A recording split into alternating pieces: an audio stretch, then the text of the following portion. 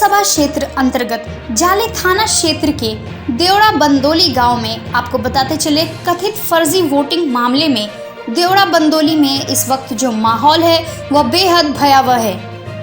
कई लोगों से मस्जिदों की अगर बात करें तो मस्जिदों में नमाजी नहीं है। डर से लोग घरों में ताला मारकर व गांव से निकल चुके हैं। कई घर ऐसे हैं जो आप तस्वीरों में देख सकते हैं, घरों में ताला लटका हुआ है। लोग गांव छोड़ने को मजबूर हो गए हैं। ये जो तो सुकूने न मिली है और ये का करे पुलिस सब की रात में आवे, कभी 12 बजे कभी 4 बजे और हंगामा मचा करके कमार को पीट पार के चला जाए। हम लोग डर से डबल दरवाज़ा को बंद करके रखते हैं। कैसे हम लोग रहेंगे? हम लोग रह ना पाते हैं, इसीलिए सारा गांव का लोग गांव को छोड़ करके भाग गया परेशानी की वजह से। पुलिस से तो इंसान को डर लगता है ना, 1-2 नहीं ना रहता है, 8-8 रहता है। रात था 20, रात 20 था, मतलब 20 पुलिस वाला आया हुआ था। 20 पुलिस वाला आया हुआ था।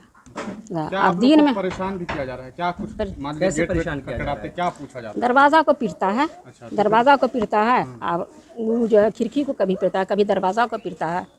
हम लोग के यहाँ तो कुछ मिलेगा कह भी रहे थे, कुछ बात ना कुछ ना बोला, लेकिन हम लोग एकदम खामोश रहे और बत्ती उत्ती को बुझा देते हैं। अंधेरे में हम लोग रहते हैं। मतलब डर की वजह से आप लोग गेट वेट नहीं खोलते हैं। हाँ, नहीं खोलते हैं। आपके बच्चे कहाँ हैं?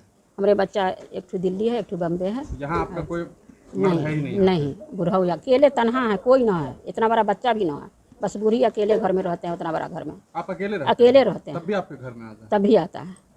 ये परेशान करता है ना।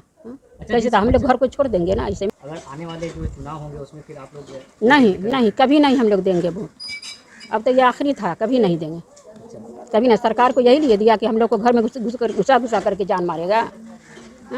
सरकार तो उसको आदमी जिताता है फ़ायदे के लिए कि पब्लिक उससे खुश रहे, फ़ायदा उठावे, लेकिन फ़ायदा क्या उठावेगा कि यहाँ जिल्लत की रोटी खाने न दे रहा है।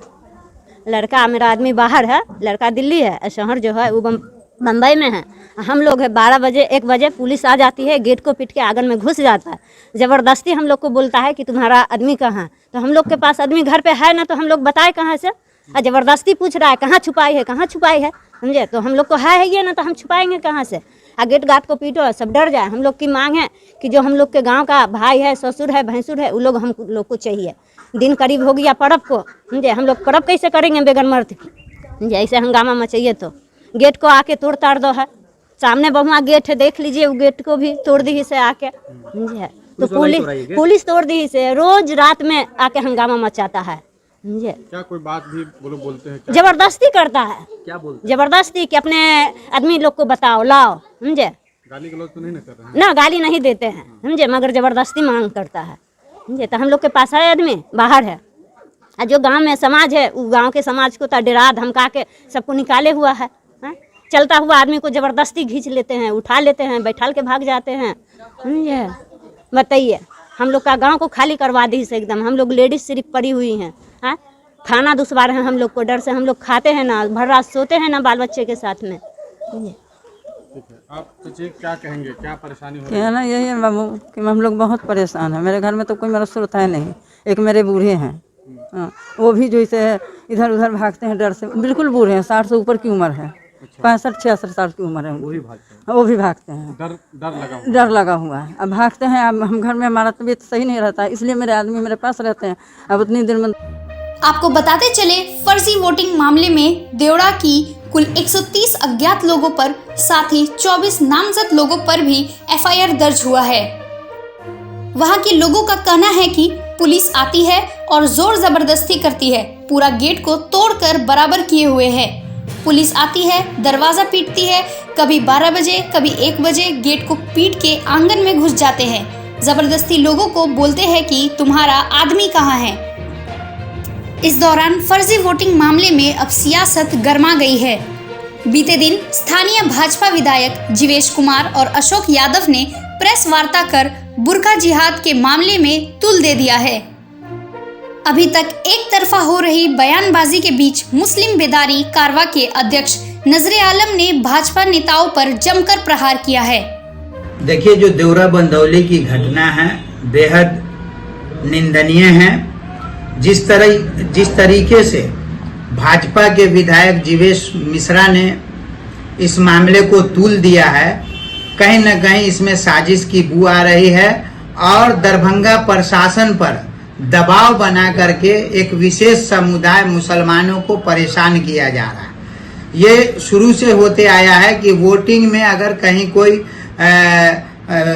व्यक्ति गलत पकड़ा जाता है तो उसको जो वोटिंग का समय होता है खत्म होने के बाद उसको थाना पीआर बॉन्ड भर के छोड़ देता है। लेकिन ये देवरा बंधौली के मामला को इस तरीके से जीवेश मिश्रा ने पेश किया मानो पाकिस्तान से कोई आतंकवादी आकर के वोट गिराया हो। इनका लव जिहाद फेल हो गया। अब ये बुरका जिहाद, वोट जिहाद लेकर के नेता बनना चाह रहे हैं। और शर्मनाक बात यह है कि जो मधुबनी लोकसभा से प्रत्याशी थे अशोक यादव जी, उनकी भाषा तो एक अशिक्षित व्यक्ति जैसी भाषा है।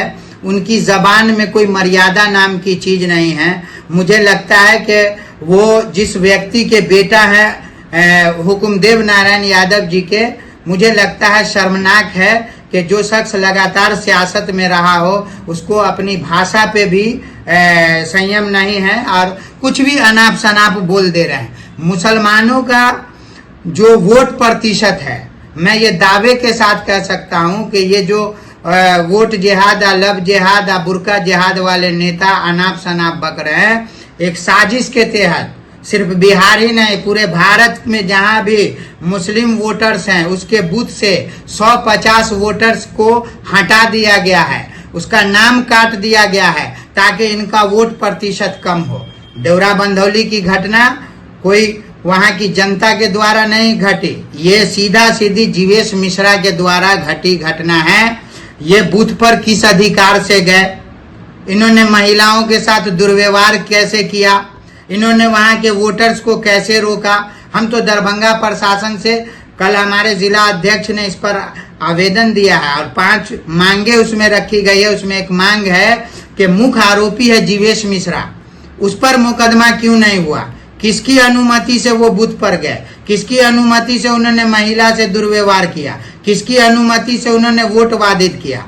जब ये फेल्योर हो गए, इनको हार का डर सताने लगा, ये हताश हो गए, तो इन्होंने एक मुसलमानों के गांव को चिन्हित किया और वहां बुरका जिहाद, वोट जिहाद जैसा नारा दे करके स्थानीय प्रशासन पे दबाव बना करके वहां के जिम्मेदारों पर फर्जी मुकदमा करवाया और बच्चियों के पर भी फर्जी मुकदमा करवाया।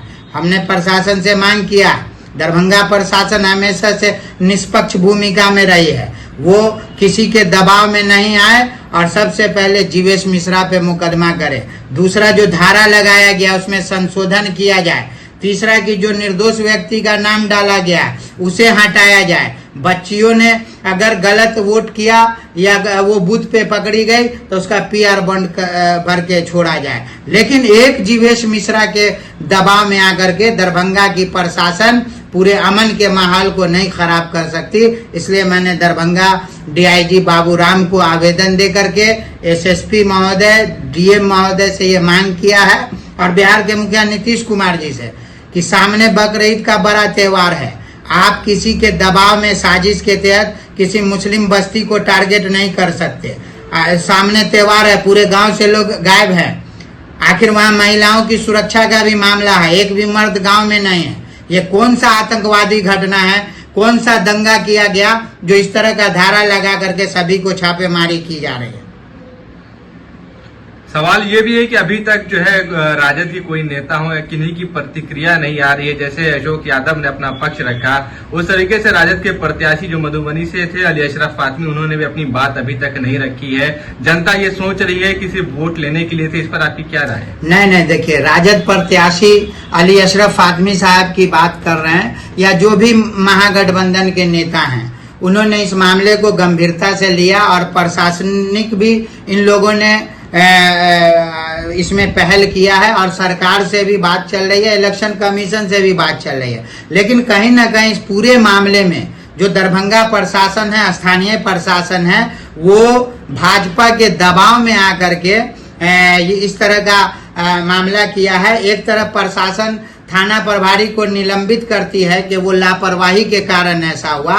फिर दूसरी तरफ आप समझिए कि एक आरोप लगाया गया कि थाना से, ये भाजपा के विधायक के द्वारा लगाया गया कि अपराधियों ने अपराधियों को छोड़ाया, जबकि ऐसा कुछ भी नहीं है।